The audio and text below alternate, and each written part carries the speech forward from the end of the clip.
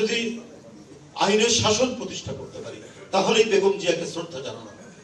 আমরা যদি কথা বলার স্বাধীনতা, আমাদের কণ্ঠকে, আমাদের মত যাই হোক না কেন, ভিন্ন মত থাকতে পারে, কিন্তু সব মত একটি জায়গায় একটি দেশে তারা কথা বলবে। কেউ গুমের ভয় করবে না, কেউ গুপ্ত হত্যার ভয় করবে না, কেউ রাষ্ট্রীয় কোনো হত্যার ভয় করবে না।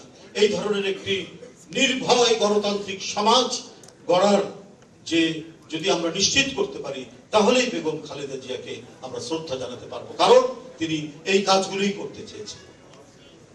তার আরাধ্য কর্তব্য ছিল এই কাজগুলো। বন্ধুরা আমার, তার সুযোগ্য পুত্র জনাব তারেক রহমান আজ প্রধানমন্ত্রী। তাদেরই ধারাবাহিকতায়, তাদেরই জনপ্রিয়তা, তাদেরই আদর্শ, তাদেরই দর্শনকে হাতে নিয়ে তিনি আজকে দেশ পরিচালনা করছেন। আজকে আগামীকাল 180 দিন হবে, 6 মাস পূর্ণ হবে। তো আমি শুধু বলবো যে অনেক তার যে সোশ্যাল আপলিফমেন্ট, সামাজিক সুরক্ষার ব্যাপারে যে কাজগুলো তিনি করেছেন, এটা তো নিঃসন্দেহে প্রশংসার দাবিদার এই সময়ের মধ্যে। এবং তিনি যেদিন প্রধানমন্ত্রী হয়েছেন তার পরের দিন থেকে তিনি ফ্যামিলি কার্ড, তিনি কৃষক কার্ড এবং হেলথ কার্ডের জন্য তার ঘোষণা, তিনি কিলোমিটারের পর কিলোমিটারের যে খাল খনন সেইটা তিনি শুরু করে দিয়েছেন। 25 কোটি বৃক্ষরোপণের যে প্রত্যয় 5 বছরের মধ্যে, সেই বৃক্ষরোপণ আজকে বিভিন্ন প্রাঙ্গণে, কি সরকারি কি বেসরকারি প্রাঙ্গণে সেই কাজগুলো অব্যাহত রয়েছে। প্রাথমিক স্কুল হচ্ছে আমাদের উন্নয়ন বলি, আমাদের কি বলে যে আমাদের বেড়ে ওঠা, আমাদের বিকাশ সবার জন্য হচ্ছে আমাদের প্রথম যে জায়গাটি, সেটা হচ্ছে প্রাথমিক শিক্ষা। সেই প্রাথমিক শিক্ষাকে এটাকে উন্নত করার জন্য তিনি যে পদক্ষেপগুলো নিয়েছেন এই 6 মাসের মধ্যে, তার মধ্যে একটি হচ্ছে যে ছাত্রদেরকে, প্রাইমারি স্কুলের ছেলে মেয়েদেরকে স্কুল ড্রেস এবং স্কুল ব্যাগ এবং একটি কেটস তাদেরকে দেওয়া হবে।